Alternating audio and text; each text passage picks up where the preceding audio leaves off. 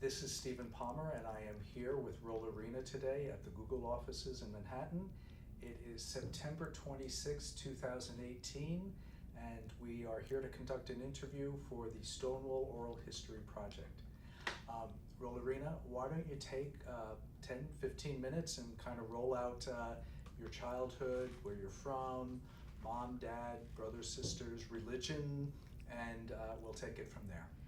Well, I was born and raised in Kentucky, a bluegrass belle, and my mama's family immigrated to Kentucky from Ireland, and from what I was told, her family settled there as far back as 1795.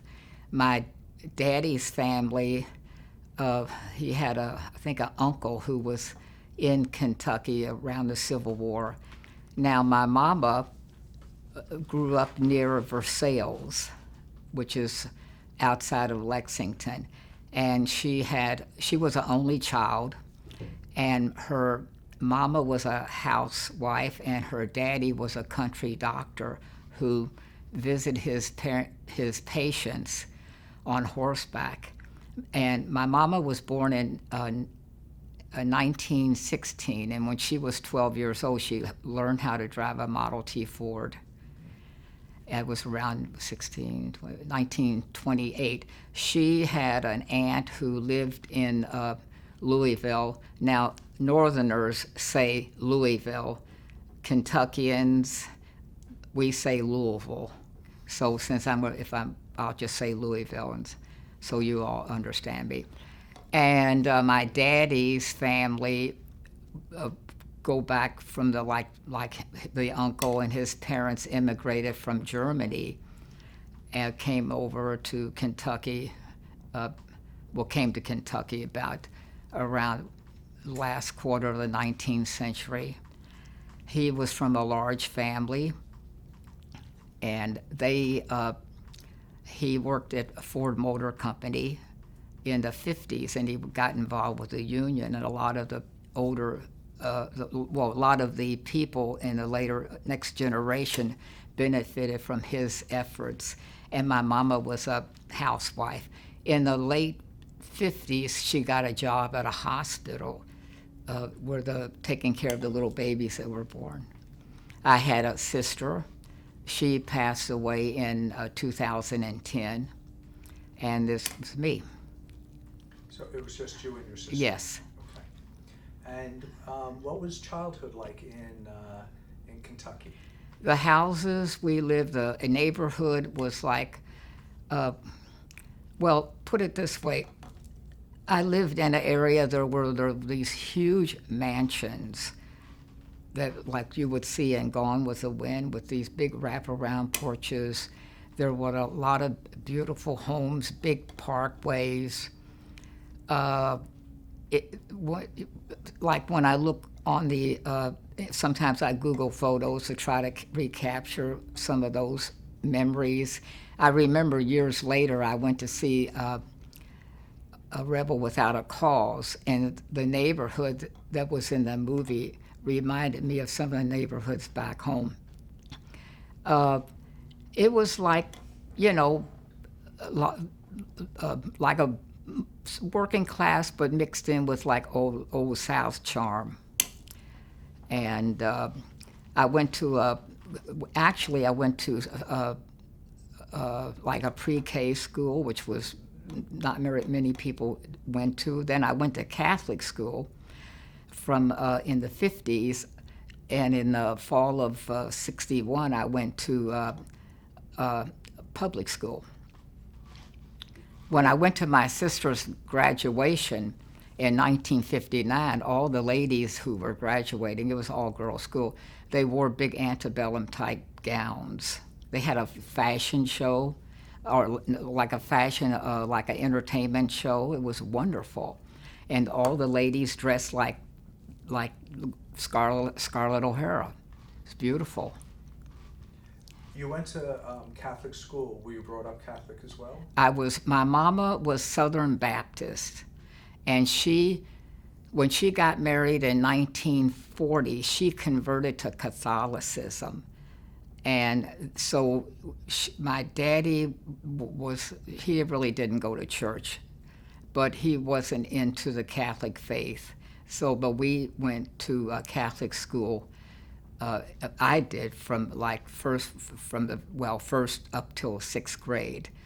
And it was the usual, the Catholic faith, and it was strict, and the nuns wore the long gowns, and not the gowns, the what do you call it, habits. And you didn't disobey. They ruled. They were always right. And some of the nuns were wonderful, and then others weren't too nice. They were kind of cantankerous, but most of them were pretty nice. Did you go to church on Sundays? I did, but my heart was not in it because it was the same thing week after week after week. And I just couldn't get into it. I wasn't interested in it, and I didn't feel that it made any difference to read the catechism. And it wasn't something that I was going to have, it was going to be a part of my life as I got older. I couldn't agree with you more. I went through the same experience. Your mom was Southern Baptist. Yes. If your father wasn't big into Catholicism, how come she converted over to Catholicism? I don't know. It was her choice. I wasn't even born when that decision was made. It's almost like a big sin to the Southern Baptists to go with the become Catholic. Yes, they have they're whatever. How about friends in? I had friends in growing up in grammar school, but I wasn't one to hang out with a lot of people. I didn't go out for sports. I was sort of not into that direction where that macho sports and chasing girls. I wasn't even interested in girls. Actually, I did have one girl I had a crush on when I was in the sixth grade, but it was just very short. But my interest was always towards guys, young boys my age, but of same sex, but I didn't know anything about how to act them out. I mean, I went to some of the kids' homes, and they had good lives. The parents, had like a middle class type thing, but I started thinking about my attraction towards the same sex when I was at a very young age. But I had no idea what this meant, what it was about. If I was attracted to women, fine, or a female of my own age, fine. But if I was attracted to a male of my own age, that's fine too. Did your parents ever have an inkling that you were attracted to boys? No, never. Not at all. Nobody ever said anything? No. Do you remember any first infatuations or falling in love? I wouldn't say it's falling in love because I didn't even know what love was. But I couldn't. But there were, and I was attracted to the same sex. But I didn't know how to act this out, and it was just the early seeds were there. But it was like something that I had to figure out sometime down the road, but I didn't know how to go about it. What kinds of things did you like to do? I know you didn't go out for sports. What things did you do as a kid? Well, I was a loner, more or less. I spent my aunt lived upstairs.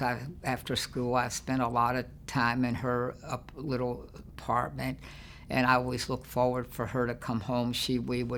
We would spend time together, and she always helped me with my homework. This is in the 50s, and the nuns gave the kids a lot of homework.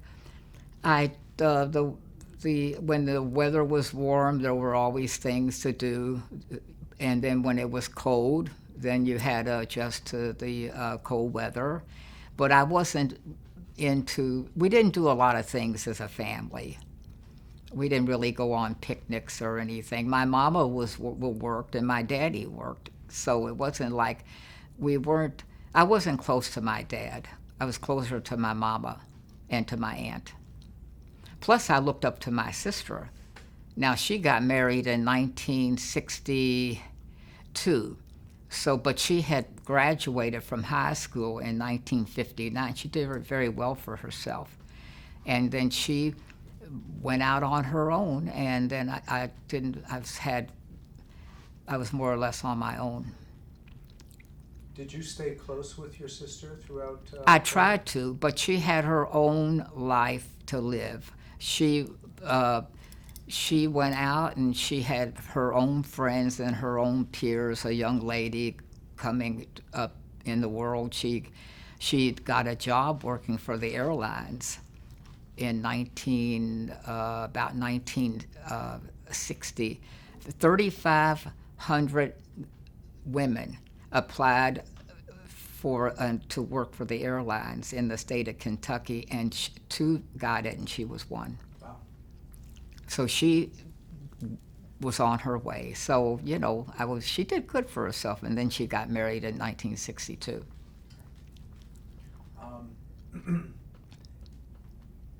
I want to ask you about race relations in Kentucky in the 50s. Could you talk about that at all? My daddy used to say, "You have no idea how lucky you are that you were not born a Negro." But I knew something was different because the African Americans couldn't go where I went. But I didn't understand this. I didn't know how it got that way. I didn't know anything about civil rights. There, in the late 50s, there were changes coming slowly, but and it scared a lot of people. But there were courageous people who were trying to make change that took years for it to really be implemented. But growing up at that time was it was a lot of segregation in Kentucky. Now, they say in Alabama and Mississippi, they have these battles going on there, like with the Freedom Riders, but there were actually a lot of civil rights struggles going on all over the South, even in the North. But what is a 12-year-old going to understand? I didn't, My mama had a friend who we went to her house a couple of times. I went, and she had a teenage son, and I sort of hung out with him, but it just felt like it was a new experience for me. Plus, I had someone when I was a baby, a young boy, she came to take care of us, and she was like a nurse, housekeeper, and she helped us out. When you said that your mom had a friend, a black friend? Yes. Okay. Right. My daddy was liberal. He was liberal for Kentucky standards. But again, what would I know about liberal? Now, as I go on in my interview, I will explain how I came to really get into civil rights, but that's further down the road. Okay. All right. Now, when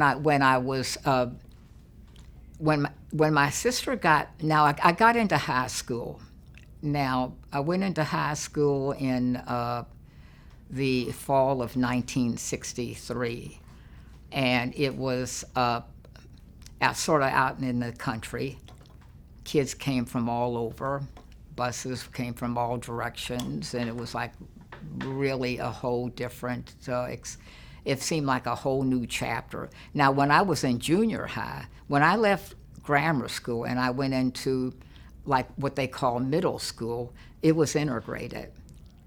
I went into an integrated middle school. There were conflicts, misunderstandings, but there were also a lot of friendships came out of that.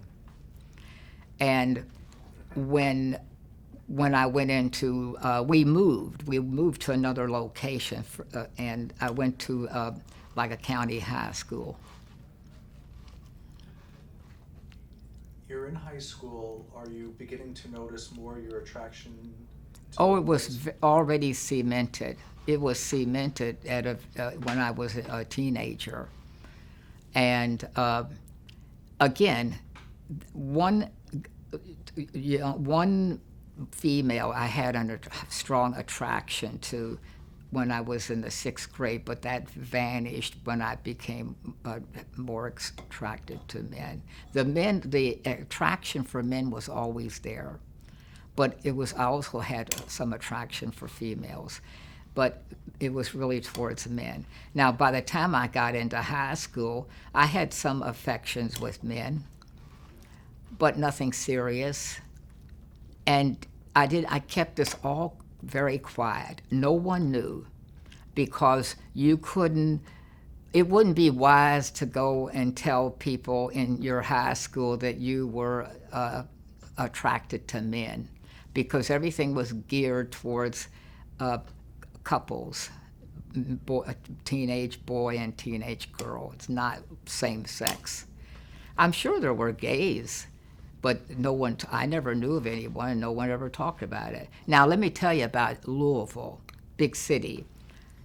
You would not be seen in downtown Louisville wearing tennis shoes.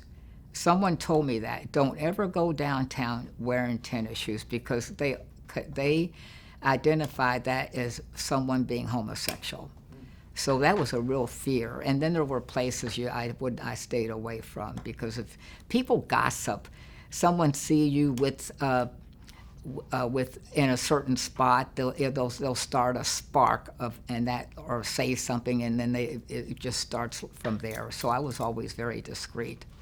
When did you realize that the feelings you had for other men was that term homosexual? I didn't even know what the term homosexual was. It was queer. That was the term I heard. It was when I moved away, and then I started reading and being around a more diverse crowd, the term homosexual came up. What was your sense of queer when you heard that, and how did you feel like that related? Well, to dressing a certain way, because people were straight society stereotyped gay people. They, like dressed a certain way or spoke a certain way.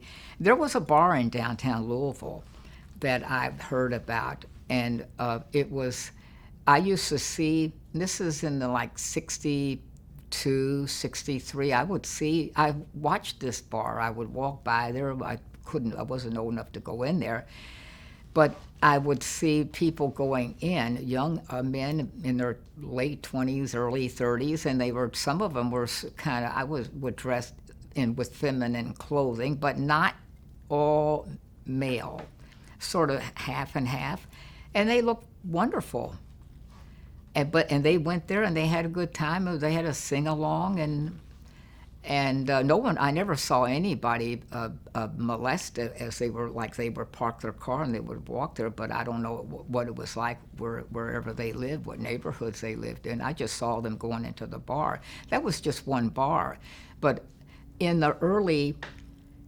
after my sister got married in 62, she married a man from Chicago. So I went up there to visit her. I would take the bus up. It was an 8-hour trip, because the bus went from Louisville all the way up to Chicago and made a lot of stops. And once I got up to Chicago, I felt like I was always on the lookout, looking to see if I could somehow connect with a larger gay element. Chicago is very different from Kentucky. I mean, compare any city in Kentucky to Chicago is like trying to compare Kentucky to New York City. But they had a larger gay population, but it was under the radar. Now, I would talk to people, and then it wasn't like I could actually pick up a magazine and find out where these places were, but I heard about a place called Bughouse Square, which was on the near north side, and this was supposed to be a cruisy area. But people say, don't go around there at night, it's not safe, it's in a bad area. But I did, again, my curiosity overtook me, and I went around there a few times when it got dark, but nothing, it wasn't what I thought it was. On the east side of the park, there were big apartment buildings, but on the west side of the park, there was Clark Street, there was a gay bar over there with a leather bar, and that was sort of run down area, and I was afraid to go over there because I felt that it wasn't safe. But I did go to the park. Now, in the 60s, when I was going up there, I was always looking for a male partner. But it's hard in a big city like Chicago because Chicago doesn't have the southern hospitality like Kentucky does. And when I was going to Chicago, I had a very, very strong Kentucky accent, and I sort of stood out. I wasn't someone who could just fit in like everybody else. I just didn't look like a northerner. My culture, my mannerisms were just completely different from Chicago. I couldn't talk like Chicago, and whenever time I opened my mouth, people were asking me where I was from. They always brought up civil rights, and they would rail at me as if I was here's somebody who's got a southern accent. I'm going to air my complaints towards this person. I got a lot of that. Not anymore. We're talking back during a turbulent era. The civil rights movements was all over, just not in the South, but there were a lot of things going on in the South. But being up in Chicago, I like going up to Chicago. And every trip that I went up there, I was always out trying to meet another guy, but I wasn't very successful at it. What year did you graduate high school? I graduated in 1967, and I was kept back a year when I was in grammar school. So I was supposed to graduate in 66. So I graduated in 67 when I was 19 years old. Now, I had a problem with worrying about the draft because that was, we had civil rights, and then later in the 60s, it was, or 65, 66, it was a lot of the energies were being focused towards the buildup in Vietnam. And I started really paying attention to what was going on about 1965. I was in the 10th grade, and believe me, I was scared. There were all these articles in the paper, and it was on the news every night. And again, I didn't know what it was about, but this worry consumed me, because when you graduate from high school, most young men at 18, they have a year to get their business in order. So most men will go into college in the fall of say 66. They graduated in 66. They got a student deferment. They stayed out of the draft. I wasn't a great student in high school. I was good in English, but I didn't I still talk like a hillbilly. I try to say my words properly, but there was just certain things that I just couldn't change. It was just my upbringing. But when I graduated, I took off, and I moved up to Chicago, hoping to just fall through the cracks, get a job. I didn't have any plans to go to college. I just figured, let me move to Chicago. I had them mail me my diploma to my sister's apartment. I'll get a job. And I wasn't thinking about college, because in order to stay out of the draft, you had to carry so many credits. And I just floated into the workforce, but I had all these low-paying jobs with no benefits, sweating out the draft. This is from now what were the major events for 1967? I graduated from high school. I moved to Chicago, trying to stay out of Uncle Sam's way because he was hot on my case. He wanted me, but I didn't want him. Let me ask you a question. You said you started learning about Vietnam in 10th grade and you were scared. Did you have a position on the war that early? Did you feel for or against it? I was against the war, but I didn't know why we were there. My mama was against the war. She said we had no business being over there, but I had no idea why we were there. It was just, I saw what was being written in the paper. It wasn't like when they weren't having documentaries about history of Vietnam. They were just reporting these battles that were going on. It started in 1965 when the Marines landed in Da Nang. They were the ground forces. That was the start of it, but Americans were actually over there before. But all I knew was that I did not want to go to Vietnam. Now, it was mandatory that all males register with their draft board within 5 days of their 18th birthday. And I did this on April 25th, 1966. I even asked the lady down there who was handing me doing whatever her paperwork. I said, "Do you think we should be in Vietnam?" And she just looked at me and turned away. She had no answer.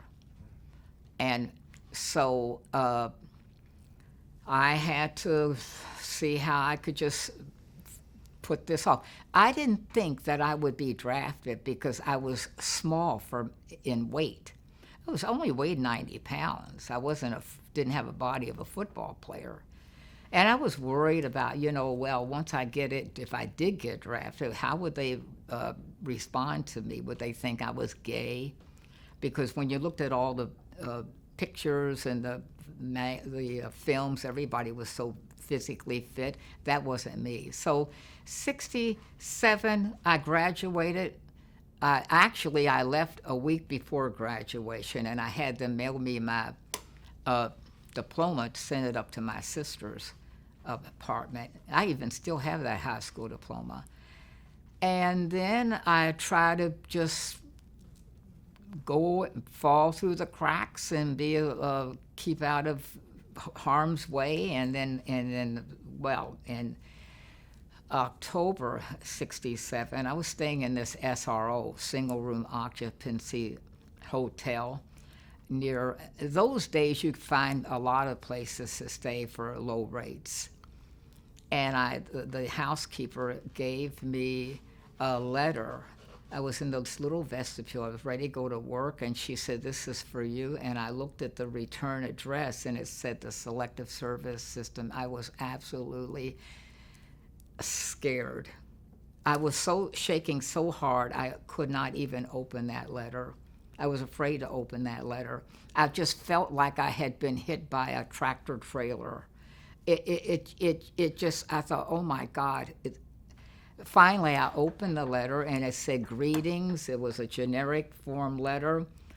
I just stared at it. And then, you know what I did? I folded it up, shoved it in the back of my jeans pocket, and I took off running. And I went to my job. I had a job on Michigan Avenue. I blurted out my dilemma to the owner. He didn't care. His kids weren't going to college. His kids were going to go to college, and it wasn't his problem.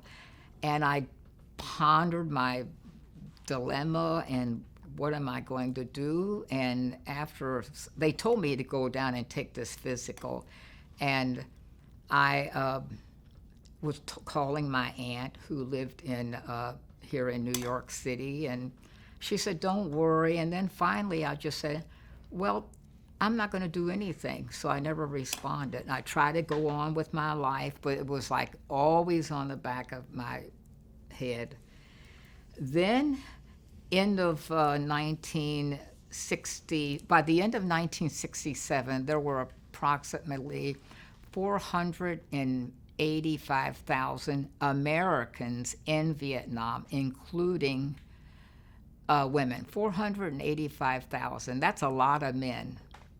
Some were joined, and then there were Koreans, South Koreans, some of them, and some few other countries. It just scared me. And then what happens in 1968 comes, and then the Viet Cong, which is short for Vietnamese Communists, and their North Vietnamese allies attacked like 44 provinces in South Vietnam. I saw it. And again, it was just another something to worry about. But I didn't know I just knew it was a place I didn't want to be wrapped up in. And then Johnson, the former President Johnson, spoke on March 31st, 1968. He said he would not accept the nomination for the Democratic Party. I said, you have nothing more to worry about. I felt good when I left. I went to the YMCA because I didn't have a TV. And then what happens? 5 days later, April 4th, Dr. Martin Luther King was assassinated in Memphis, Tennessee. And then 2 months later, Robert Kennedy was assassinated on June 6, 1968 in California after winning the primary at the Ambassador Hotel when they were celebrating.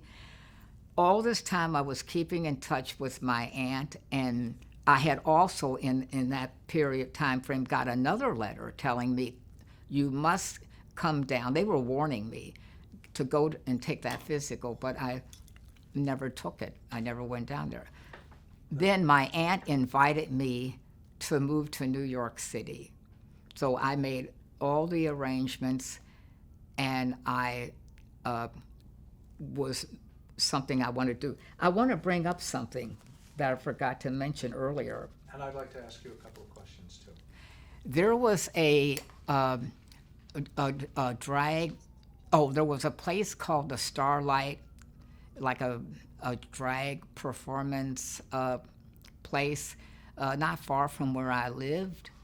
And I was just happening to go by there one day. This was in 1967, and they had drag king performing, and they had drag queens, drag performers.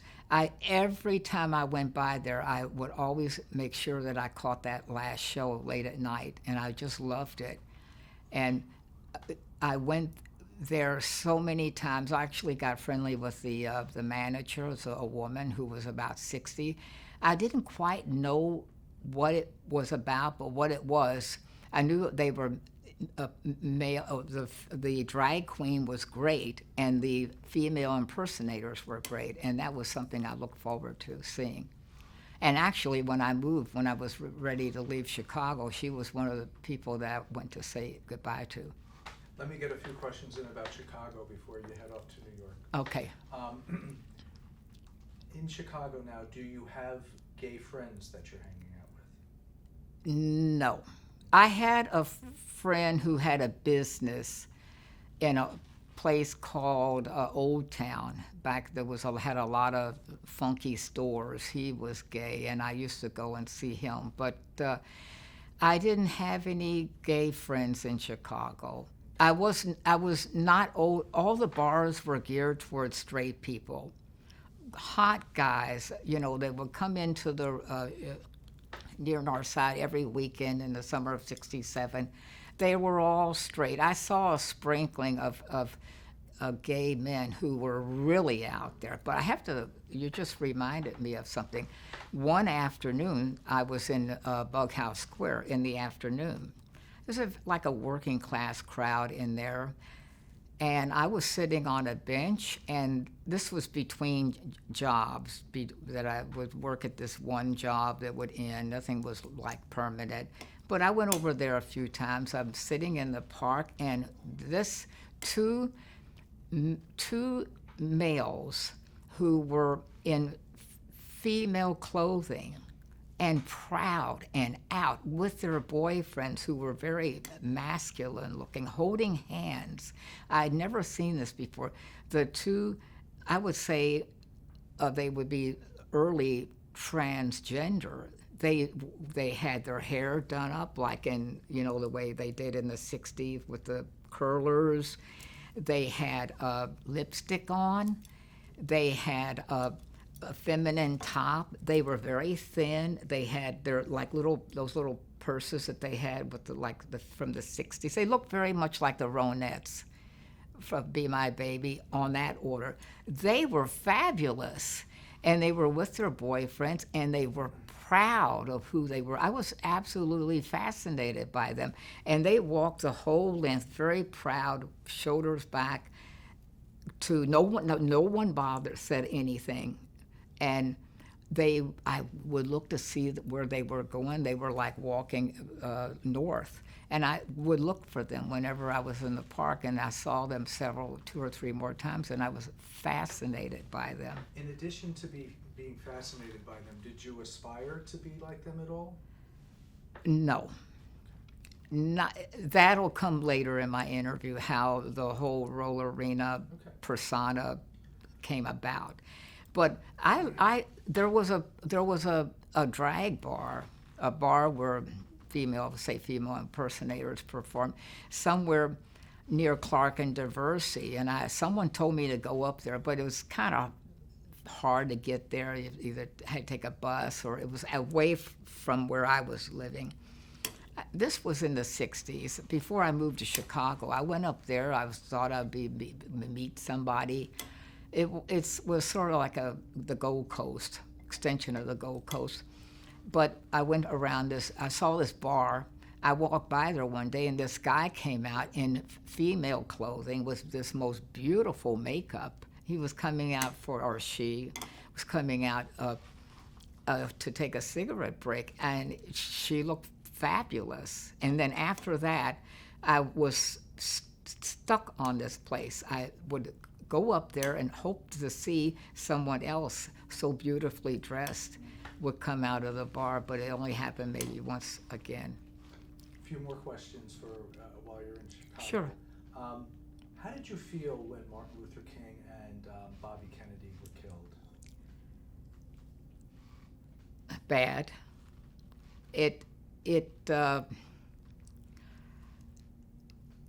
There were a lot of, you saw all the riots that were taking place. I've read a lot about the late Dr. Martin Luther King years later, but at that time I didn't have anything to read about his life. I only just knew it from newspaper accounts. It was, again, with Martin Luther King, I felt that it was a shame that this had happened. That's a bold feeling for a Southern boy. And but I needed to know more. Why there were riots all over the country, and I just didn't know how this was going to ever be resolved. I think it's gotten better, but I think a lot of things are happening that are not good for the African American community, because who's in the White House here in 2016? I feel like we're going backwards, and we're fighting to stay forward. Bobby Kennedy, again, I didn't have a TV. I didn't know that Dr. Martin Luther King was assassinated until I went to work the next day, because I didn't have a radio or a TV. With Bobby Kennedy, I was on Lakeshore Drive. I would take the bus to work because I had moved to another location, and there were these elderly ladies at the bus stop all talking about it, and that's when I found out about Bobby Kennedy. And then again, I was watching it on the radio, or listening to the reports on the radio at my job. That weekend, that's when I called my aunt. I've been trying to get all my dates, because I know when I went back down to Kentucky. And that's when she had asked me once before, but she said to me, why don't you just move on here to New York City? First time I was scared, because I thought, okay, I'm here, let me make the best of it. The second time I knew I had to leave. And that was the start of my next chapter of coming into New York City. Up to that point, had you had a sexual experience with a man? There were a few, but there were, it was unfulfilling. But it wasn't, from the time I graduated from high school until 1972, I could count on my hands, on my fingers, how many people I was actually with. It was pretty much not there. And then once I'll tell you about my experiences in the Army when we get there. So when I went back down to Kentucky. I flew back down. I stayed 2 weeks. I was staying with a elderly lady who I knew from the 60s who lived downtown. I stayed with her for 2 weeks, and then I took the bus and I moved here. And I came here on the first Saturday of July 1968 at the Port of Authority bus station. My daddy's sister, her name was Delphine Georgina, Southern Belle, another Southern Belle. And she met me at the bus station, and when I walked on 42nd Street, I knew there was no place that I had seen so far that could compare to this. There was an excitement that was there right at your doorstep that I never got in Chicago. And then she got me a room at the YMCA at 63rd and Central Park West, and near there. And I was on a high floor down the hall in a corner. I had a beautiful room, but the bathroom facilities were down the hall. It was communal, and I stayed there. And then I got a third letter from Uncle Sam. And I thought, okay, I'm just going to go down there and take that physical, and he's going to look at me and say, girl, go home. How did Uncle Sam know where you were? They get you through your Social Security number. They have ways. That's what I could not understand, because I was headed to jobs and I paid into Social Security. It wasn't under the table. And so then I thought, let me go on and take the physical. Oh, let me tell you what happened. When I was staying at the YMCA, I got some notes here. I had a T-shirt on that said Kentucky. I met this guy a week later who said he was from Florida. He was in his 40s. He wanted to take me out to dinner. It wasn't a sexual thing. And so he took me down to the village, and we went to this restaurant where the old Manatus used to be. And then he took me to Julius's. And then from Julius's, he said, well, this is where I'm going to leave you. I'm going to take you to another place, and I'm going to let you stay here, and you're on your own. And where did he take me? To the Stonewall. This is 1968. July. And I knew I was home.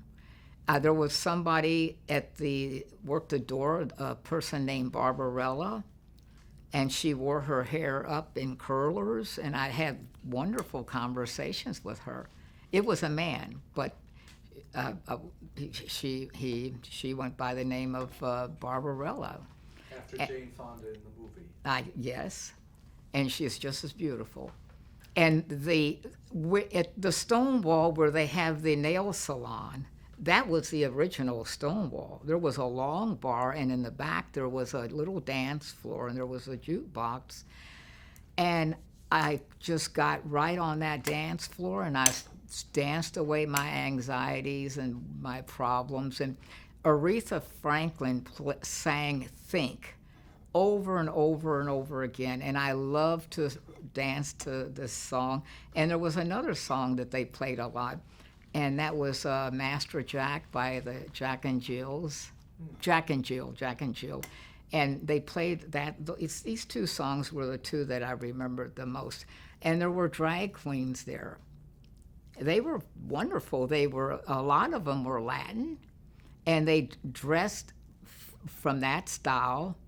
And I talked to many of them, and it was just I just loved it. Did you ever meet Marsha P. Johnson? Not then, Okay. because that'll come up later. I have something in my notes about Marsha. And I went there every night. Every night. My aunt, Aunt Dell, I called her Aunt Dell. We don't say aunt, we say ain't. So I would be with Aunt Dell, well, my daddy's sister, during the day, and then at night I would go down to the Stonewall.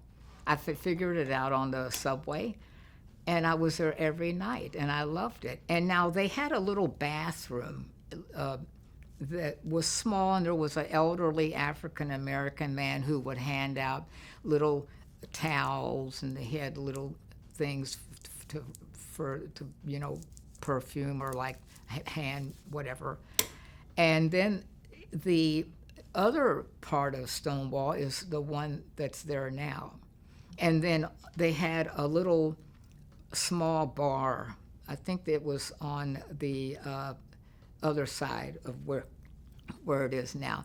I went in there the other side, but I liked it on where the dance floor was. I spent more time there, and I loved going there and just being around people that were free and creative, and they all wanted to have fun, and I just loved it. I just felt like I found a place to go to. What was the population like there? You mentioned drag queens. You mentioned Latinos. Most of them were Latino. I found a lot of the. You mean on the dance floor? In the bar in general. Well, it was not really crowded.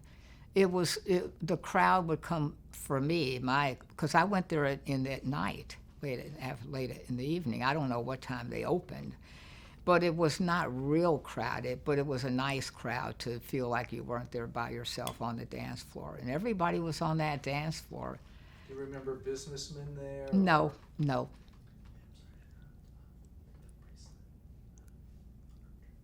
What's that?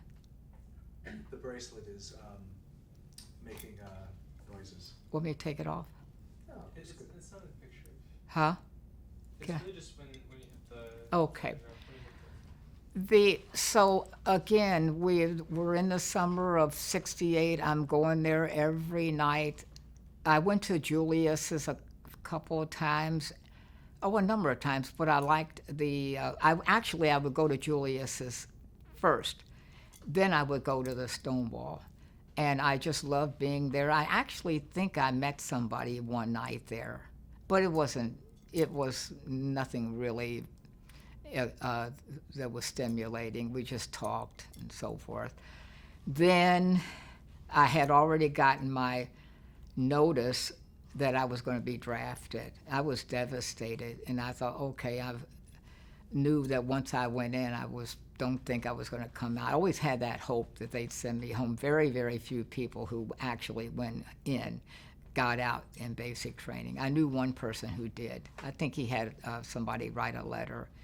So when I got left, actually, right up to the very end, I went to Stonewall, and then I went in the Army, and everything changed. And I was worried that when I went in the Army that somehow somebody was going to single me out as not being masculine enough. You don't fit the mold. That really never happened, because there were all types of guys who some looked great, a lot of them were out of shape, some were heavy set guys like me who were thin, there were short guys, tall guys. We were all in there together. And they said, the Army, the rumor was that they put something in our food to keep us from getting an erection. Saltpeter. Saltpeter. Well, if they said it happened, I guess it happened because this, from the waist down, was dead. It was dead on arrival. How come when you went downtown for the physical, did you have the option of checking the box? Now, here's the thing. They say, check the box to see if you're, I saw the box, but they didn't have a box to say, are you straight? That's the first thing I thought. Why should I check a box, but when there's not another box that says, well, are you straight? I didn't check the box. I'm going to take this off. So I didn't check the box because they said, the word I heard was, if you check the box, you'll never be able to get a job. Somehow someone's going to find that out. So and I didn't go to college, so I wasn't even in college. So I didn't check the box. I figured, okay, I'll go in. And I was very scared. And I went in, I did my basic, and the basic training was brutal. If I had to sit here and tell you about basic training, I'd be here till next year. It was scary. They were endlessly trying to mold us to be ready to go over there. Well, no, it didn't matter what your political thinking was. It didn't matter. You were in the Army. You belonged to Uncle Sam, and it was rough. It's almost as bad as the Marines, but the Marines actually had it worse. I heard horror stories of what happened to people who were in who were in basic training. When I got into another company, people came in from other companies that told me terrible things, and I thought, what good is this? How does this make somebody a man? Before you went to Vietnam, did you protest the war at all? No. I used to see people talking about how they were against the war when I lived in Chicago. You wouldn't dare do something, get involved in an anti-war demonstration in Kentucky. You wouldn't dare get involved. If you got involved in civil rights, it was bad. People could make it really bad for you. People did, actually Caucasians did get involved in civil rights, and they really took a courageous step to do that. But I never didn't know what to do. I just felt I have to just go in and make the best of it. And now when I got in the service, there were a lot of hot guys in there, but I wasn't even thinking of that. The saltpeter was the talk of the town, because whatever it was, it worked. It wasn't Viagra. It was the opposite. So I got through. Actually, 2 weeks after I was in basic, I was sent to another company to buff me up, and people came from all over, and I heard all their horror stories. I stayed there, and then I left, and I went back into basic training. I finished barely because they were going to recycle me, but somehow they let me go through. And then now some of the guys that I was in with when I was in the first company, before I went to they called it a special training company, and then I went on to another company. Some of them went straight to Vietnam after 8 weeks, and they perished. Just somebody told me that I met over there when I was over in, I was in Cu Chi, and he told me this story. And then once in basic training, I never was with anybody. I made some friends, but everybody was scared and was trying to get through this best they could. And then I went to my next company, which was to train me for artillery. And I remembered they sent a group of soldiers from different units downtown. This was in Oklahoma, to work on an exhibit. It was for a big military dinner.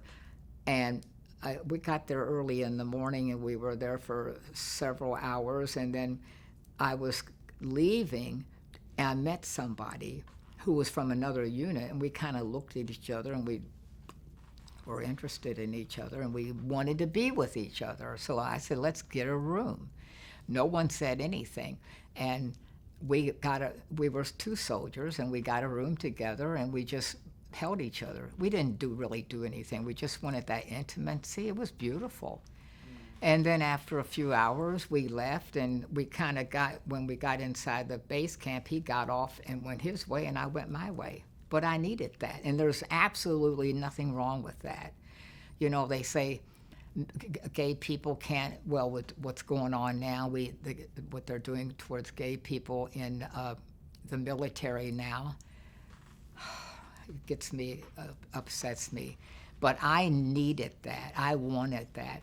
And actually, I had a sergeant in basic training who had a crush on me, but nothing came out of it. And so when I almost got recycled again, and someone told me they're going to recycle you. They don't know what to do with you. They don't think you're ready. You need additional training. And I took off running. I was on kind of friendly terms with this lieutenant. I walked in there and I said, no, this is a waste of the taxpayers' money. And they let me go. And eventually, I had some time. And this was in, I was ready to go to Vietnam. And that's what I did. I didn't see anybody over out in California, no one who I trained with out there. I thought I was going to go over with people that I knew. I didn't see anybody. And then I went. It was a long trip, 23 hours. And over there I can't even go into it. It was just scary. And now that I read the whole series in the New York Times here years later, which was last year. It ended in January. I read all the stories about the history.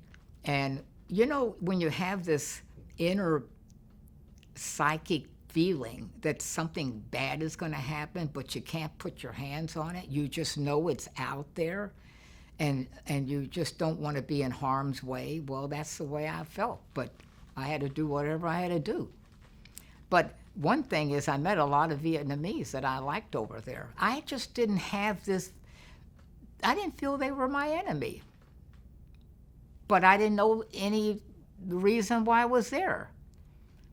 Just supposedly fight communism, but I met a lot of Vietnamese that I liked. And they were just like we were. They had a beautiful history. I loved the music. They had this sing-song music. They would play see them at like a little beer hall that we had, and they would talk. They had this beautiful way of speaking. Now, when I went down, at one point I was going downtown. This was in Cu Chi. And they had like a little downtown area, and these most beautiful guys were coming in from the field for stand down, African American and Caucasian, and they were just so hot, so attractive. And there were two songs that they played over and over again, Cloud 9 and Aquarius. Cloud 9 by the Temptations and Aquarius by the Fifth Dimension. They played, everybody, the guys played this over and over and over again. I loved it. I loved going downtown because I loved to check out these guys, but I was discreet about it. And then when we took our shower, my big gay, you know, they say my big Italian wedding, well, my big gay fantasy, when they had a communal shower stall, and guys would get naked in there, and I would do very discreetly, do little side glances, but not noticeable, because I was attracted to the guys. And so Then when I came home, when I was ready to come home, it was a hard struggle for me. We're in the late '69, and I came home and I spent some time out in California. I didn't want to come right back to New York City. My mama was living in Chicago. She moved up there, be near my sister. And I was out in California, and then I went to Dallas. Actually, I was going to spend the weekend in Dallas.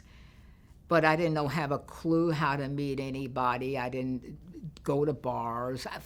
Another thing about me, when I was always looked young. I looked too young to even go in a bar, and I never really a bar person. The only place I liked was the Stonewall.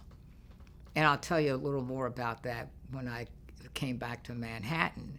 So then I went to Dallas, and I was going to spend the weekend. I decided not to, but I did go over to Dealey Plaza to see where the late John F. Kennedy's motorcade passed. And then I went, back in those days, you could put your stuff in a locker like at the airport. That's what I did. Some things I put in there. I went back to the airport. It was no problem. They got me a flight in no time. I went to New Orleans, and I was staying at the YMCA, and I was going to leave on a Sunday. I go downtown. I put my stuff in the locker. I thought, well, let me walk around in the French Quarter. I had hours before I was to leave. I go into this gay bar. Somebody right away tries to pick me up, but I wasn't interested in him. So somebody else came up to me, says, look, I like your energy. You want to spend the weekend with me? It wasn't for sex. I wasn't attracted to him, but I liked him and he liked me. So he had this clapboard house. He was on the second floor, somewhere down in the Quarter. He was somewhere down in the French Quarter. He was rarely there. I stayed there the last night that I was in New Orleans. I was walking around. It was a beautiful, warm summer night. This guy picks me up in an old 1950s Chevrolet. He was a blonde, about 28, and said, hop in. I got in, and we spent hours driving around holding hands.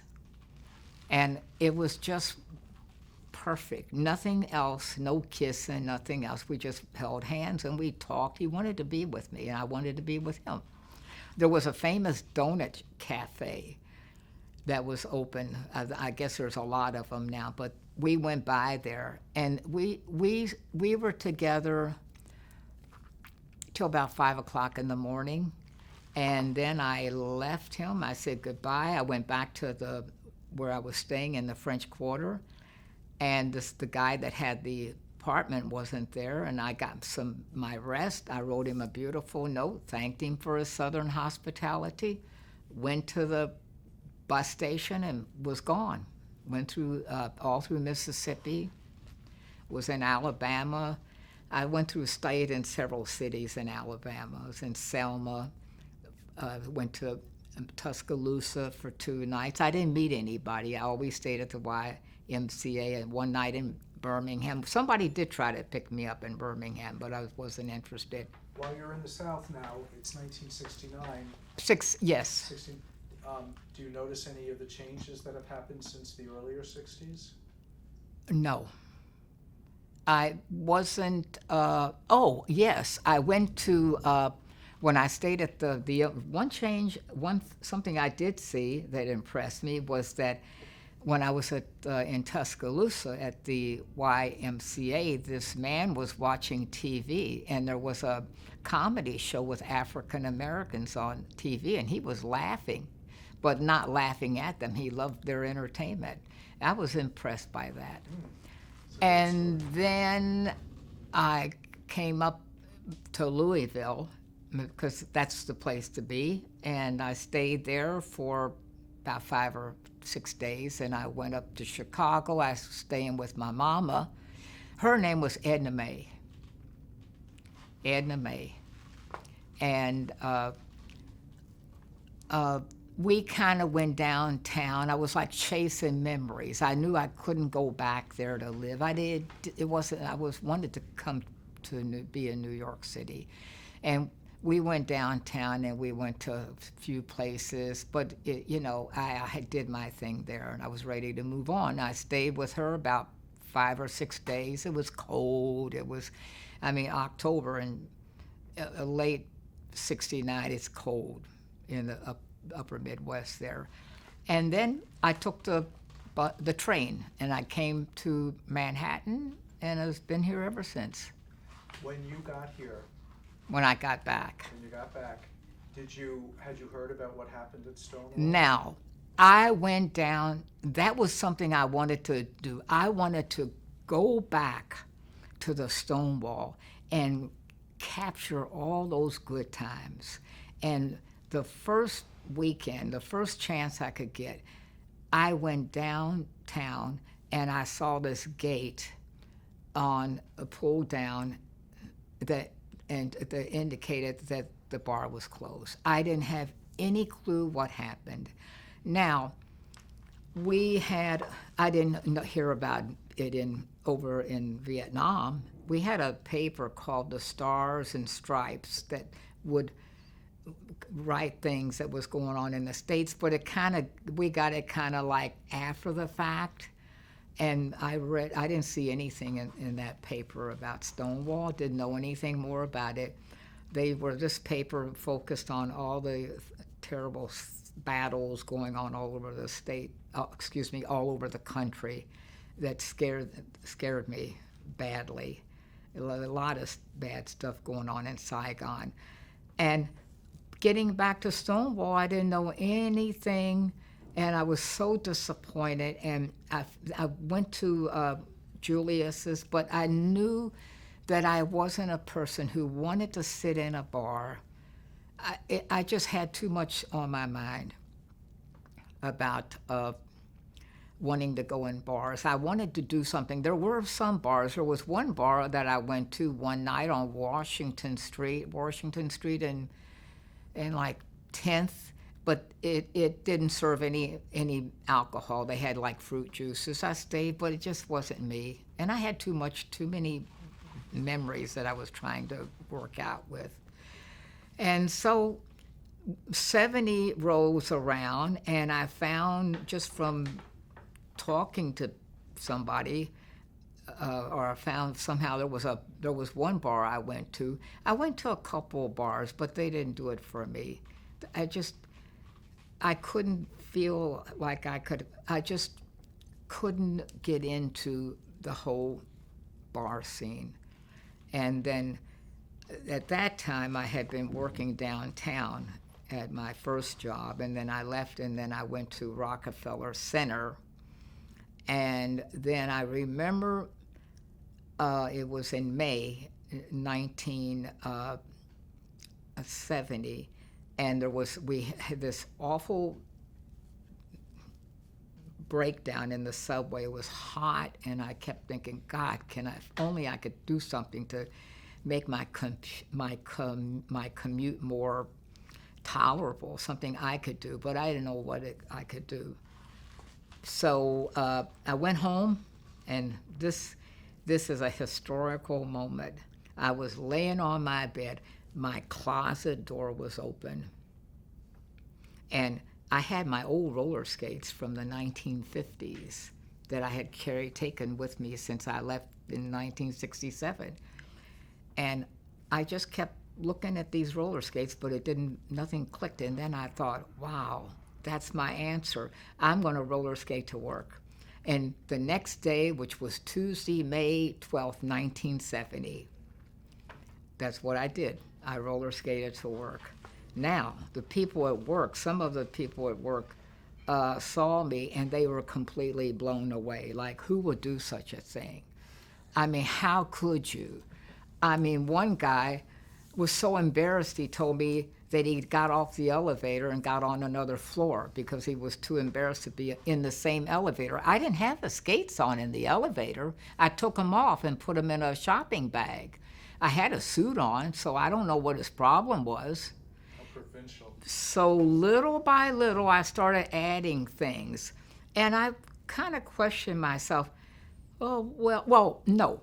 When I started roller skating, that was slowly opening up a door for me. And went over to, I was going over to 79th and 5th Avenue. I just figured that's a smooth corner. Let me practice on that corner. Because I had to get used to these boots because my feet did change in 10 years. And I practiced on that corner every night, getting stronger and stronger. I just didn't put them on and off I went. I had to work my way up to where I was my goal. And so I skated to work. Let me see now. I was 70, I was skating to Rockefeller Center. Then I just figured out I'm going to go through Central Park because they had the hills, and I felt I was prepared for those hills to go in 79th and 5th Avenue and come out at 60th and 5th Avenue. I slowly added little things. I got a backpack to keep my hands free. I got a little horn. When I put that horn under my belt, I thought, oh my God, what are people going to think? I says, look, you fought for the right to put a horn under your belt. Anyone says anything, don't let them say you can't do this. The hippies were in full swing doing their thing, having a fabulous time. I have to do my thing too. I added that little horn. Then I got visors to protect my eyes because one day I got a bug in my eye. And then I found somebody who sold little umbrella hats, and then I got a little umbrella hat for some shade. I had the whole package, and it caused a sensation right in the beginning. I loved all the attention that was happening. People loved it. If there was hardly anyone who was negative, and if they were negative, they were one out of, and yet there were hundreds who loved this refreshing persona. Do you think that the hippie, the counterculture influenced you? No, not at all. Now, after I graduated from the corner of 79th and 5th Avenue, I felt that I was ready to go to another corner. So I went over to 72nd and 5th Avenue. I was going over there at night, and I had my umbrella hat on because I had everything on, whether it was even if it was dark. So I was going over there. I practiced that corner for, about less than a month. Then I felt I was ready to branch out. So on the second Sunday of July 1970, I went to Central Park on a beautiful Sunday afternoon, and I went to Bethesda Fountain, and it was like caused a sensation. And the place was full of hippies, and I just loved that whole scene. It started meeting so many interesting people. And remember, I grew up in a very, very conservative, deep red state of Kentucky, and I pulled myself away from that. And here in New York City, something like by 1970 was a great year for the hippies. Actually, when I was over in Vietnam, I was downtown, and I went in this place that had all these magazines, and I saw this magazine that had all the big hippie movement in Central Park. This was in '69, and I thought, my God, I belong there. I wish I could be there. But going to the park never entered my mind. I knew I had to be able to skate comfortably before I could make a presentation. So we're picking up from where we left off. I want to mention something that was very important and yet very tragic that happened right before I started roller skating, and that was on May 4th, 1970. 4 students were killed at Kent State, and there were like a dozen or more injured. And that was at that time I was working at Rockefeller Center, and people in the office were talking about it, and a lot of the people were very conservative, but they felt this was a terrible thing to happen. Can you describe that event just a little more for the younger people in our They crowd? were protesting the war in Vietnam, and there were a lot of protests like prior to Kent State, but that set the tone. I mean, when that happened, campuses all over the country protest the shooting, and that it was a big story, and it was very tragic. It was the Ohio National Guard who killed the Yes, students. yes, in Kent, Ohio. And I think the reason they were protesting because Richard Nixon said he was going to expand the war into Cambodia to look for these sanctuaries, and people were hoping that the war was going to be winding down, but we were just going to make it larger. By that time, did you have a strong anti-war sentiment?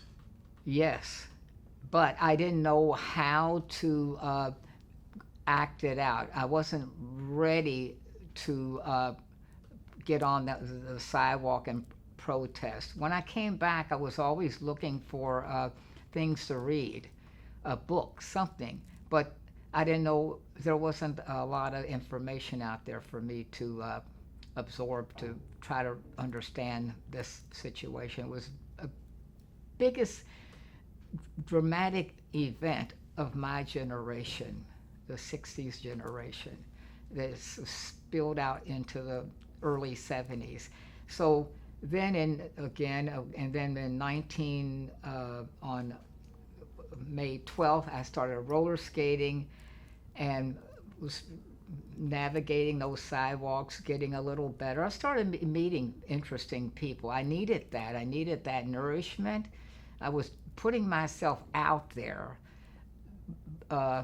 and people, and I wasn't really concerned about what people were thinking. Now, right around this time, 1970 was the first year that they had a Stonewall, a gay parade. Now, again, I didn't go to that march, but in spirit I was there because I was doing my own thing, and I was proud of what I was doing. And I kind of questioned myself. Well, I said, no, you're on the right path. You're going to do your thing, and you're going to be very proud of it. And it's opened a lot of doors. I learned a lot from a lot of people. So when I went to Central Park in July of 1970, it was like it just exploded with all this wonderful energy. There were a lot of hippies down there. I just loved it. Wasn't into being a hippie, but I kind of I identified being I would say I was like a semi-hippie, but I didn't have the long hair. But it was just wonderful. I went there every weekend that whole summer, and everybody was there. It was just like all the hippies, and then they had be-ins and love-ins and sit-ins, and people were playing music, and I kept meeting a lot of people. And summer of 70 was winding down. 71 came. By then. I was working over by Lincoln Center, and they were not ready for me to roller skate. But again, I took everything off, took my skates off. Now, when I was actually had another route, I was coming through Central Park and skating through the fountain. Early in the morning, there were people out, never had a problem with anyone. People would be walking their dogs. And I remember one year I was skating, I had this little path, and I think on this side was the sheet metal, and one morning they were filming Godspell. And they had their costumes on, people waved, I honked my horn, I just kept going. And then I left my job in Lincoln Center, and I eventually after a few years, the company, no, I was still with the same company. We merged with a larger company down near the World Trade Center. This is in 1974. But something happened in 1972. January 1972, I went to Hunter College and I signed up for Black History. And I was the only white person in a class, of a very large class of African Americans. That course changed my whole perspective. Everything seemed to be just coming together. It opened me up to a whole world. And to this day, this is almost 50 years later, all right, it's 2018, I'm still learning and reading from African American books. How did it open you up? What? It made me realize how we got where we were. I mean, it made me understand the South better. I wanted to know why it was the way it was. I never understood why African Americans couldn't go downtown and sit at a lunch counter like I did in the early 60s. It was just something that it wasn't accepted. They worked in restaurants, but they weren't allowed to eat there. And for a long time, I felt so bad about this. And I just kept, when I started reading, and it just, I understand so much more. And then I've read about Selma. I've read about what happened in Mississippi. I mean, people really stepped up to the plate to take a position on battles, and they had so much going against them, but they knew what they were doing was right. And then it helped. And then I just started embracing more people, and then that's when I saw what was going on in Vietnam. I started marching against the war in Vietnam. I wasn't ready for this, but when I took the African American course, that's when I started marching against the war in Vietnam. I remember one year we marched from uptown, and the march ended near Bryant Park. There was a lot of people, and then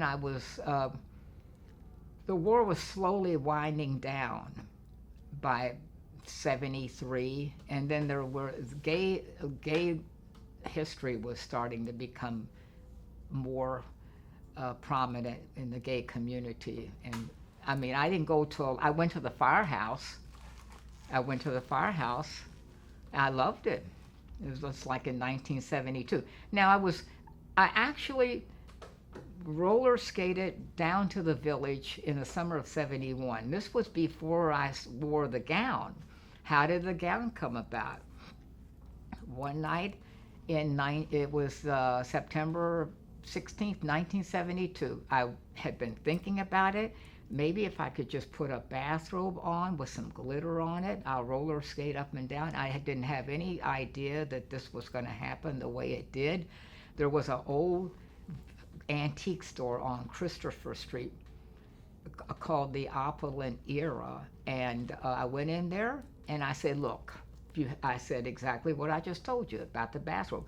All of a sudden, everybody's running in every direction to get something. They put this old gown on me from like the 1930s, from the vaudeville era, and someone put a basket on my head. Someone handed me something like a little bag, and I stepped out on Christopher Street. It just seemed like everybody came out of the woodwork. It was wonderful. I loved it. It was beautiful. And I did my regular skating with the hat, the visor, and the little umbrella hat. I called myself Rolling Skeets. Then from there, I transitioned over to Rollerena, but I actually spelled my name Roller Arena, like a roller skating rink arena, but it was Rollerena. and it just, another world opened up. And Did you feel that this was a process of coming out as well as gay? no. Or Well, what did it mean to you? was it coming, well, okay, a man on a pair of roller skates in a gown was a heavy pill for a lot of people to swallow. Straight people, I don't know, was it, I kind of like, I didn't feel like, it wasn't trying to pick somebody up. It wasn't like, okay, I'm doing this because I want to meet a guy and go home with him. Rollerena was a sexless object. She was a fairy godmother. I'm speaking as in the third person, like a fairy godmother image. Oh, eventually I got me a circus baton from the 1950s, which I called that a little wand. And I started adding little things, like a little ring. I had called it the dingleberry ring. And I would add earrings, and then I slowly, these eyeglasses I bought in 1973, and I have a lot, but some of my glasses from the 50s, I'll save them for really special events like this interview. I don't wear them on the street. But the skates, the gown, it just gave me such tremendous fulfillment. Now, when I left my building at that time, I kept everything in a shopping bag. And I had these hidden places all over the city. And in those days, doorways to apartment or tenements were open. I would just go in there and put my things on. It was very fast. And I would just throw the gown over me, like you throw a slip over you or a house dress. And I would put the skates on, and whatever I had, I would just put in my head this little backpack. Actually, my old backpack, that's vintage. I donated it to the LGBT archives here in Greenwich Village, and I had a little license plate, and I had Kentucky, and it said 1974, and actually had my first name on there, which I'll keep anonymous. I loved it, and people liked it. And now people say, did you ever meet Marcia? I met Marcia, I saw her on Christopher Street in the 71. Actually, before I started wearing the gown, I was going down there on summer nights, and there was a group called Hot Peaches. And Marcia was one of the performers. Let's just be clear for the record. We're talking about Marsha P. Johnson. Yes, Marsha P. Johnson was in Hot Peaches, and I used to see the group on Christopher Street after a performance, and they had all their beautiful makeup on and their costume, and I always would talk to them. It would be really late at night, and then I went to see Hot Peaches performance, a whole spoof on The Wizard of Oz, and it was a month before I put on the ball gown. It was in August of 1972. Marcia was in there. It was wonderful, and it was on Mercer Street, where a little theater, I forgot where, and they announced this is going to be our last performance. Disappointed, but I'm glad I saw it, and I'm glad I saw Marcia in this, and she was fantastic. She knew her part so well, and she played it so well. And then I would see her on Christopher Street when I would go down there on a Saturday night. It seemed like everybody went to Christopher Street in those early days. It was just, it was kind of a extension of that whole scene in Central Park, but a sort of a different. You still had the hippie scene on weekends in Central Park, but we also had a whole movement in on Christopher Street. Everybody was going to Christopher Street. So many people told me through the years, you helped bring me out of the closet, because here I was afraid to be seen on Christopher Street. And they said, here was this man on roller skates doing his thing with no concerns at all. And I'm worried about who's going to see me on Christopher Street, and you're doing your thing. And I've heard this so many times through the years, you helped bring me out of the closet. How does that make you feel? Wonderful. Somebody told me this a few years ago. I went into Taz, which is a leather bar on Christopher Street, open Halloween night, 1972. I went in there on Easter Sunday, and this guy said to me, "You helped bring me out of the closet." I was so concerned about what my family was going to think, and there you were like a knight on a white horse, except you were in a ball gown on roller skates. Did your family know about your persona? No, they didn't, and I'll tell you how they found out, and that comes in towards later in the 70s. Now, getting back to Marsha P. Johnson, I would see her, I would start always said hello, see her on Christopher Street, and the years go by very quickly, 1, 2, 3, 72, 73. The 1971, I was in the park before I was in my umbrella hat and visors and my backpack.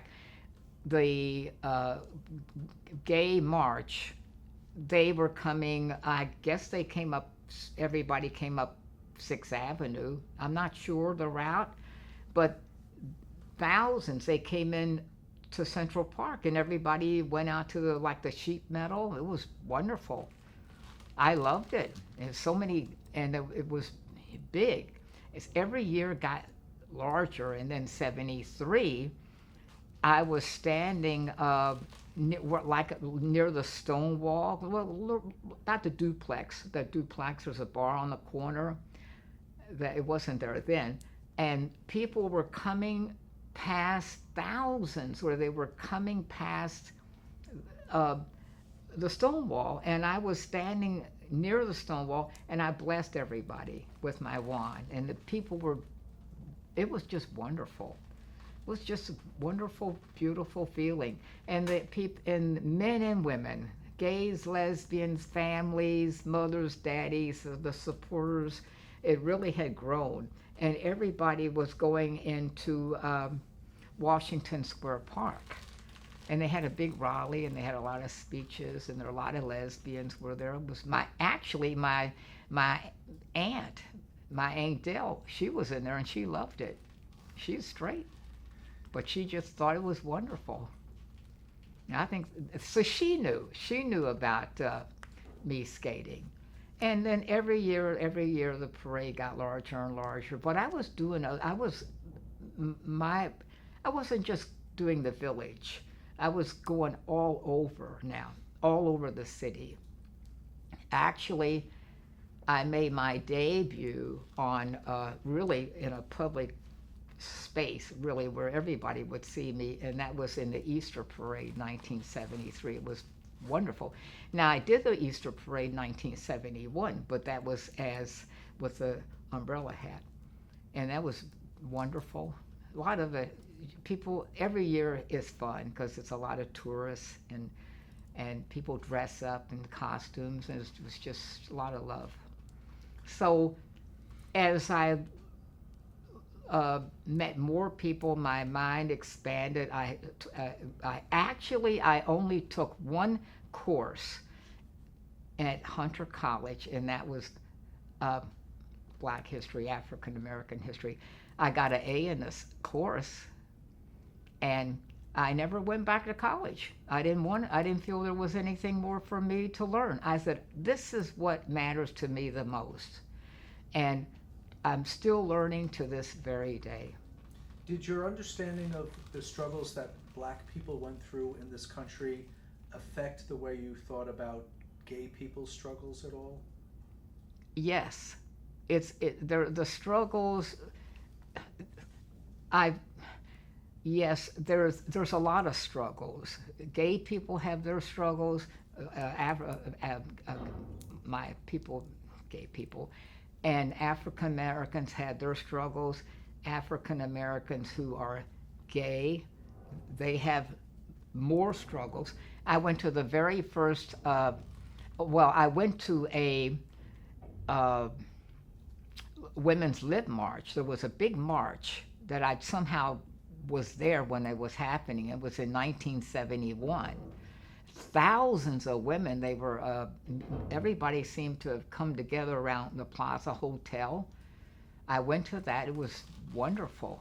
And I just happened to be there when it was happening. I didn't know about it because I was just there and it was taking place, so I joined them.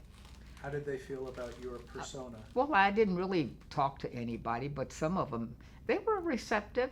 We're all in this together. All the struggles come together. Whether you're African American, whether you're gay, the women's issues, the women's liberation movement, the being against the war in Vietnam, it just comes together, and there'll be more struggles as we go into the future. As the 70s are moving along, the war ends, the counterculture is beginning to fade, but the gay movement is actually growing. Right? Yes. That's one thing that, I went to the gay march in 1970, the Gay Pride March in 1975. I think everybody came up, I think 6th Avenue. And 1976, 77, the year, can I forget something? 1977, when Anita Bryant came out in Dade County, that put a spark, that really did it. I actually went to some demonstrations against Anita Bryant. She had a contract with some sewing machine in Times Square, not Rockefeller Center, and I went to that demonstration. But I remembered my neighbor told me on Gay Pride 1977, he said it seemed like everybody came from all directions and converged on Sheridan Square, and it was huge. Now I was uptown. I was up in the 50s somewhere. I wasn't downtown, and they took Fifth. No police contingent was going to stop the crowd. Everybody came up Fifth Avenue, and you could see from sidewalk to sidewalk an unbroken mass that stretched for 40 blocks. And I was at 34th Street, or about that, and I skated into the crowd, and that entire crowd, thousands, tens of thousands, opened up like the Red Sea, and everybody was cheering. It was just beautiful. It made me feel wonderful. I loved it. I want to mention something. It was so wonderful. I mean, I don't care what any religious group says. They are not going to push us back in the closet. We cannot go back. We can only go forward. And every year the parade gets bigger, and more groups get involved, more energy, and it has to go forward. You can't go back. I want to mention something. Just kind of step back in history a little bit. I gave a big party one night in a loft in the 20s near Fifth Avenue. A friend of mine had a big loft, and I had a video that I was called the Roland Skeet story that was put together, and I actually have some of that old footage. And I invited 2,000 people. Well, it was all word of mouth. 2,000 people showed up in this huge loft. We had all this fabulous food. We had a big disco ball, and we showed the videotape. Marsha P. Johnson was there, and we said hello, and we had all this. The music was wonderful. It was a big hippie scene. This was January 1974. It was wonderful. A lot of gay people were there, married couples, but it was a lot of hippies were there, and it was just fabulous. All because of those roller skates. I didn't realize that how a simple pair of roller skates could bring so many people together.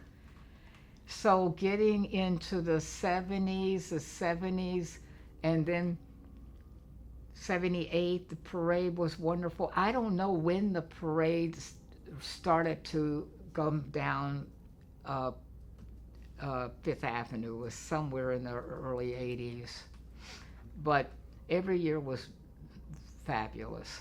Do you still go to the parade? I do. In the late 70s, you roller skate out of the hippie scene and into the disco scene. Well, I did. Because when the hippie scene sort of died down, I was going down to the village and doing my thing down there.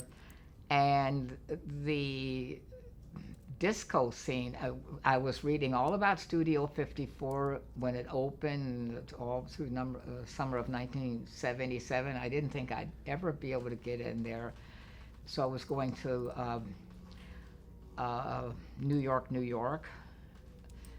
But it was okay. I would go in there, I would hang out for a while, and then I would leave. The weather was still okay. And so I had a cape. I mean, I always had something to keep me warm.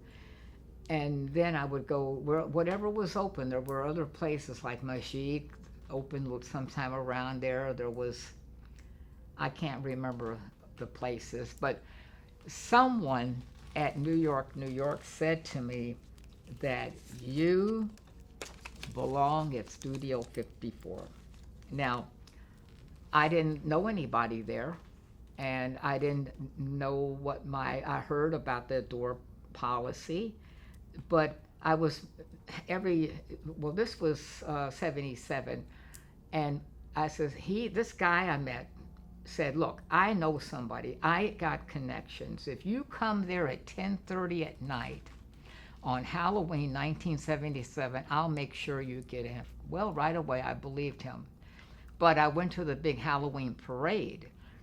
This was the parade in the village before it moved to 6th Avenue. It was different because it started at West Bath in the West Village, sort of close to the meat packing district. It started like Bank Street, somewhere, one of those streets there.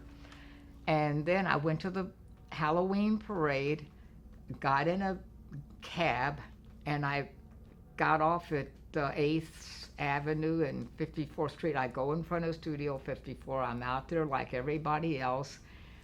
10:30 in the evening, this guy comes out. He says, you, let her in. That's me.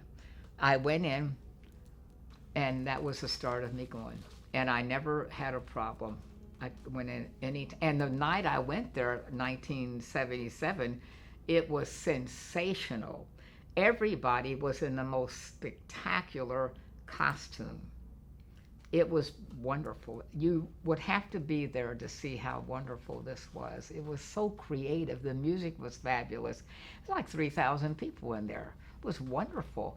And was the start of me going there. They wanted me to come back to New York, but I still went over there, but I really liked it there better. But I would go in there, do my thing, and then I would leave and skate around,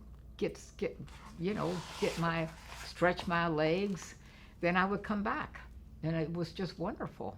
Did you associate disco music and the disco scene with the gay movement at all? I did. I think the early beginnings of disco music goes back to the gay community. And I'm talking about way back in the early 70s. There's a wonderful documentary that I highly recommend that everyone see, and it's called The Joy of Disco.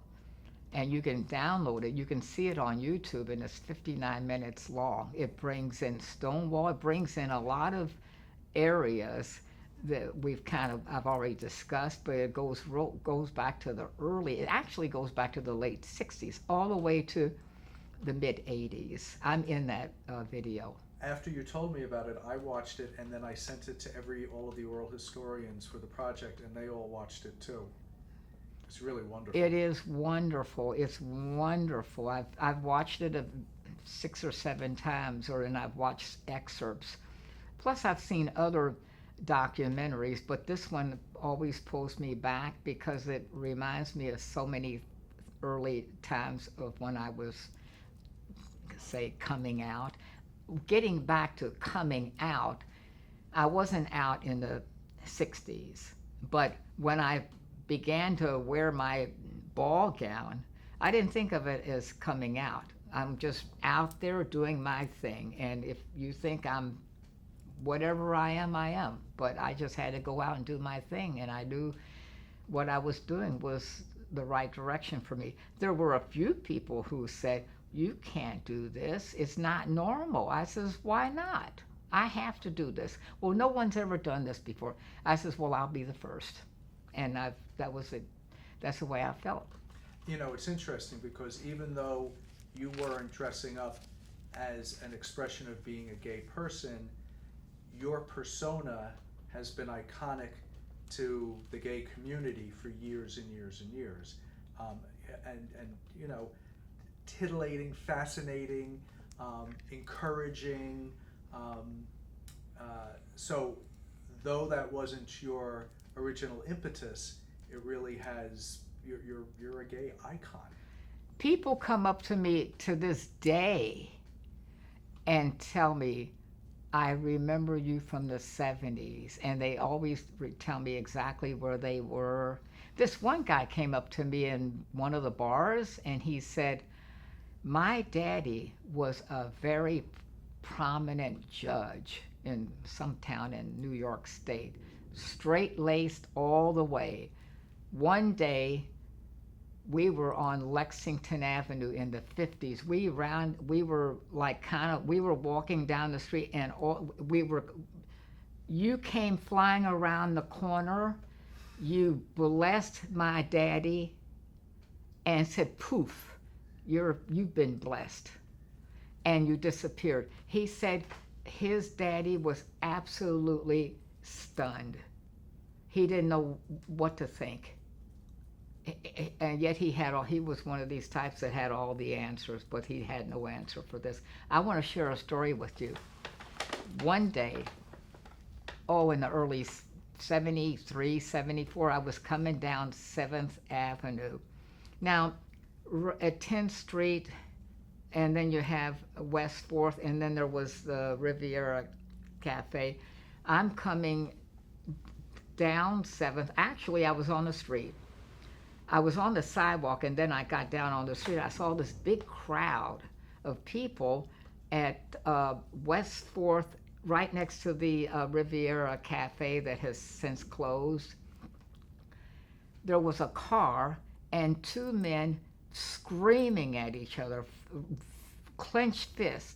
And there was a cop there and a big crowd. And they actually, they took up the sidewalk, so I got on the street. So between the curb and then you have the street, I'm going down, I see what's coming ahead of me. So when I got right into the middle of it, I started spinning around in a pirouette, and I blessed both of those guys who were ready to kill each other, because one hit the other in the car, honked my horn, everybody cheered, and I vanished. Did the fight stop? Did the fight stop? Something happened, but everybody was cheering loudly, and that was my contribution for the day for mankind. And another time, 2 police officers were chasing me, and I took off. It was in the summertime. It was back in the 70s. Oh, God, it was beautiful. And then I went into the 5 Oaks, and this was a restaurant, a bar, and a sing-along. And I went down the steps. I heard this story after the fact. And I went down those stairs, and then I skated through, and I came out.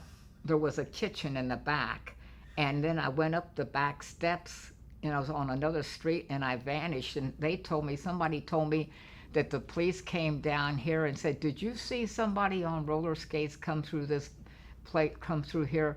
And they said, "We didn't see anybody." And they all went back to singing. I like that. Now, another thing, talk about culture shock. I went to France in 1970, I think 1973. Paris, summer of 73, I think it was 73. And somebody who lived over there, who I met in 70, said, "Why don't you come to Paris?" In those days, actually, I had a beautiful room on the West Bank for $28 a week. And there was a big soccer field, and these big bay windows would open, and there was a soccer field. I put on my umbrella hat. I kept the gown at home. I said, I don't know how Paris is going to react to this, but I thought, okay, do your thing. Worry about it later. I had my umbrella hat, my visors, backpack, horn. I had my little cut-off shorts, my shirt, and the skates. I went out, and the lady at the hotel didn't speak a word of English, and I didn't speak a word of French, so I honked my horn. That's the only way I could communicate with her. And then down the street I went, and I got about half a block down. I heard this crash, and I turned around. Somebody wasn't paying attention, and he rear-ended somebody. And I looked back, and he's going like that towards me, and I just took off. And I thought, and I was fast on those skates, and the streets were very wide, and they were smooth. And I got on this big boulevard, but I was on the left bank. Didn't think anything of it. I mean, okay, I'm doing my thing. I took off skating, in the direction of the Eiffel Tower, which was many blocks in that direction. I got to the corner, and I turned around to see if this guy was following me. It seemed like everybody, as far as the eye could see, had stopped and turned around, and they were just staring. They were like statues. Nobody was walking. They had just stopped, and they were just all like they had never seen anything like this before. I took off. I said, "Get out of here," and I somehow went around these side streets, and I disappeared. Crazy American. Huh? Crazy American. Whatever. Let's bring it in. Probably what will be the last section into the '80s and HIV and your work at that time. Well, the '70s were wonderful, and then in late 1970s, I started to hear a lot of people, when I would, like in regular clothes, I would like go into some of the bars, they were all talking. This was before the article about gay cancer appeared. People were talking about this and one and that one getting sick, this mysterious illness. And I heard a lot of conversations about it, but I didn't know what it was about. And then I actually knew a few people who were becoming ill. But again, it was like another form of cancer. It didn't have a name then. And then they had the article about gay cancer in the New York Times. It was 1981, I know. And then it started to accelerate. The 70s kind of was wonderful to me. But again, when Ronald Reagan became president, that was the beginning of a difficult period. And then more and more people were getting sick. And it just seemed like all of it wasn't fun to be on Christopher Street.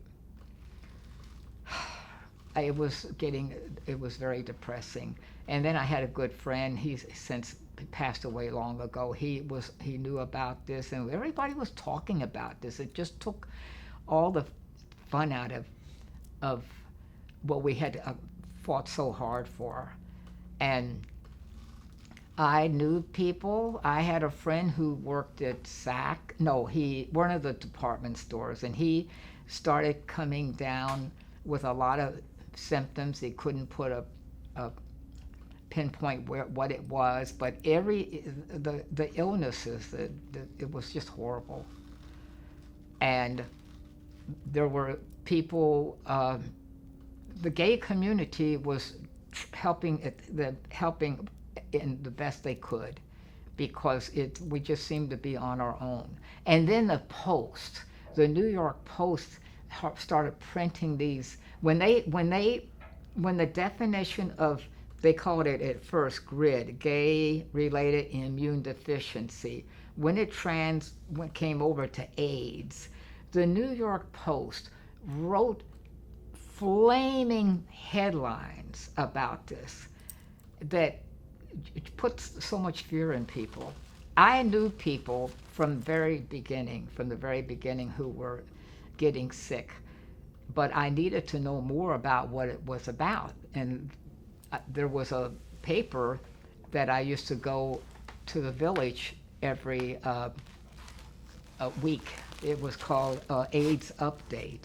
This is in the 80s, and I would get this paper and I would read it, and those articles were scary, very scary. And but I was still going to the village, but I didn't feel like I could be myself as Rollerena. I didn't want to.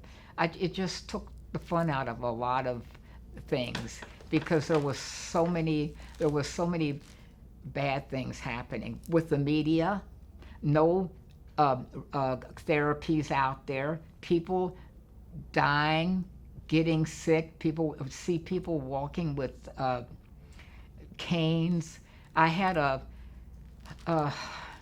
went to a support group around 80s or mid 80s at GMHC on behalf of someone. He went with me a couple of times, but he was too sick, so I went on my own. It was so sad. But people were doing the best they could to deal with with the AIDS the best they could. And there would be a facilitator. He would become too ill to continue. He would leave. Someone else would take his place. He would become too ill. He would leave. It was very, very difficult period.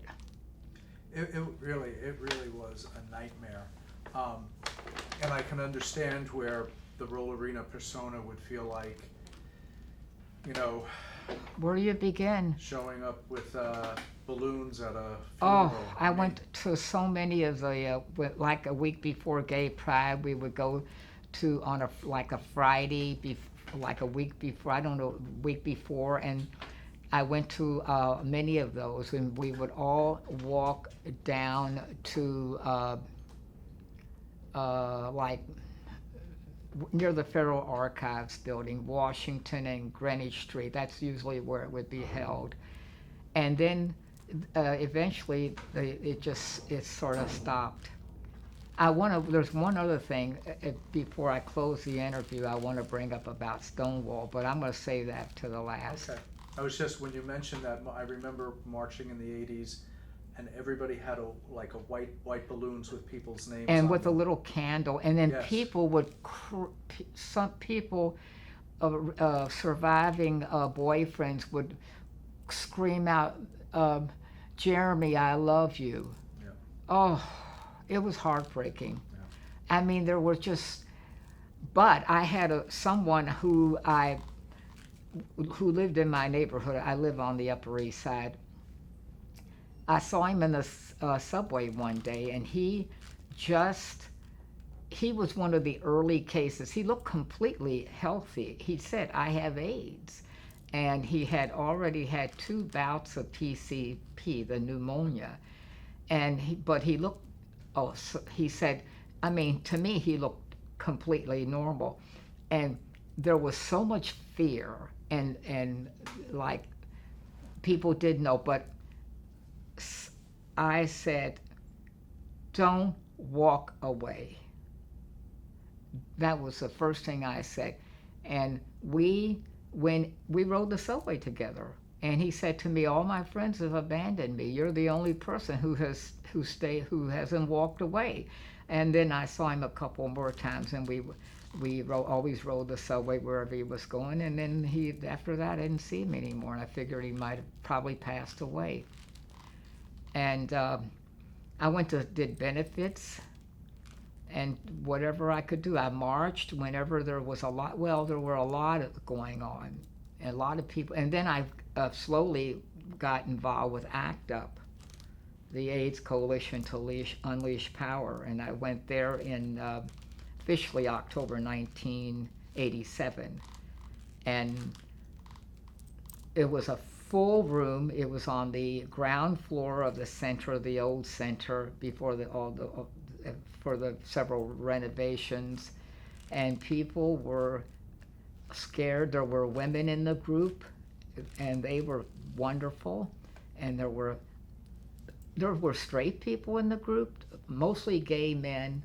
Everybody was there because they wanted to do something about something that they knew there had to be answers for. And a lot of people did a lot of great things. What was some of your work with ACT UP? Well, I didn't go to a lot of the meetings because I was so involved with tenant rights. I've been involved with that struggle for years. And I became the ticket queen. Someone asked me would I like to be the ticket queen, and they called me the ticket queen to sell tickets for the buses for the actions. I went to a lot of actions down in Washington, D.C. I can't remember all of them because there were so many, but whenever there was something going on and they needed people to buy tickets for the bus, they came to me. I had a little fanny pack, and I had these glasses, and I don't know if I wore a hat, but I wore like a floral printed blouse, and I worked that room, and I was good at what I did. And then I would give a little speech and go on. Even though Rollerena, the persona kind of went into the, you moved to the you weren't as present as you had been when AIDS really hit. You were still present at the marches. I mean, I remember 1987 or so, I was on Fifth Avenue, and the only thing I remember about that march was it hadn't come down Fifth Avenue yet, and you were on your roller skates, and you came around, and we hung out and chatted for a few minutes. Did I bless you? I think you did. Because you had a wand. I did. That was mandatory. But we chit-chatted, and you were very uplifting. Thank you. Really. I touched you in some way. Oh, absolutely. I mean, I blessed people in the parade who were by themselves. Or there would be an old lady leaning over on the barricade. I would come up and bless her and make her day. It was all good. It's still good. I want to mention something again about Stonewall. Stonewall at one point in the 80s was a bagel shop, and I used to go there after work. I was still downtown by in the financial district. I actually retired in 2003, and we were 3 blocks from the World Trade Center. But there were a lot of times I would come up to the Village, and then I was coming back to the Stonewall, and they had, at one point, it was a bagel shop. I'd go in there, I read the New York Times, have a bagel, cream cheese, and a cup of coffee. I went in there so many times, and I'm thinking about what it used to be, but I never went into the bathroom for some reason. I thought, I can wait, I'll go somewhere else. One day, I went into this bagel shop where the original Stonewall was, where the nail salon place is. And I said, well, let me go to the bathroom. I go into this bathroom. It's 1986. And the bathroom was exactly the way it was when I went in there in 1968.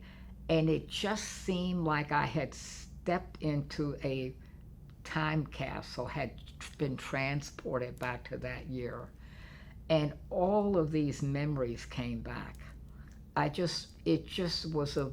was a wonderful feeling. It's sort of like that movie Peggy Sue Got Married, where she goes back into the 50s, if you ever saw the movie. It just did something to me, and I just didn't want to leave. And I remember the elderly man who gave out the little soaps or the little paper towels for us to dry our hands. And it was a very powerful moment in time. And then after a while, something else went in there. And that was actually the last time, when the bagel place closed, that's the last time I went there. I think it was called the Bagel and. Something like that. Something like that. Have you been back to Stonewall? I go in there once in a while. I talk to Tree. You know Tree. He was at Stonewall. I'm going to interview him October 9th. He was at Stonewall the night of the riot. Right. And one thing you did ask me earlier in the interview about, did I know anything about Stonewall? But, something did happen when I was over in Vietnam. I was in Bien Hoa, B-E-I-N, and then H-O-A. It's pronounced Bien Hoa. And I was in this space, and there was a recreation room, and people were playing pool. And Judy Garland came over the radio and was singing Over the Rainbow. And then there was an announcement that Judy Garland had died. And that was in 1969. And it was around that time. Now, when they made the announcement, I don't know if we were getting this days later, because it seemed like the only news I got was the Stars and Stripes, but it was things that had been going on currently and then in the past. But that time, sort of, when I heard that, everybody in that room, these macho guys playing pool, everybody stopped, and it was a very sad moment. And it was right around that time when the Stonewall riot happened. And let me ask you one more. What's that? So here we are. Mm-hmm. There's same-sex marriage. Yes. There's Don't Ask, Don't Tell is gone, and people can serve in the military. How do you feel about where the gay community is now, the LGBTQ community is now, versus then, and how do you think we're doing? I think we've made tremendous progress, but if you live in a small town anywhere USA, I don't know what their lives are like. I know people are coming out and trying and doing things, taking a stand. I think we've come a long ways, but I think we have more freedoms in big urban cities. Big was like New York City, San Francisco, LA, areas in Texas, but I don't have, even in Kentucky, some places, but not all places. But I think but with the current administration, Donald Trump wants to take this away from us, and he's doing it. And if look at the Supreme Court. the religious right want us back in the closet, and we are not going back in the closet. We have come too far. Too many people have suffered and struggled to get where they are. You think African Americans are going to go back to sitting on the back of the bus? No way. We have to go forward. We can't go backwards. Look, transgender, the men who want to be female to male, male to female, that's a big step forward in this country. But again, look at me. I go down south, they all think I'm female. No one calls me sir, and I don't say anything. It's fine by me. Why rock the boat? I love it. And I don't even try to be a female. But I'm all for the transgender movement. Look at RuPaul. She just won an Emmy Award for her show. You think that's progress. That's on national television. We have struggled so far, and we can only go forward. You can't go back. Shall we stop it there? Whatever. Rollerena, thank you very much. If there's anything that you'd like to add, please go ahead. But that was really wonderful. What would I like to add? I want to thank everyone for everything, and I enjoy to this day meeting people. And although I'm not roller skating, I have downsized. Look, I'm 70 years old, and long as I have my schoolgirl figure and I can go out there and spread the Rollerena magic, that's important to me, and that's a step in the right direction. Wonderful. Thank you. Thank you. That was great.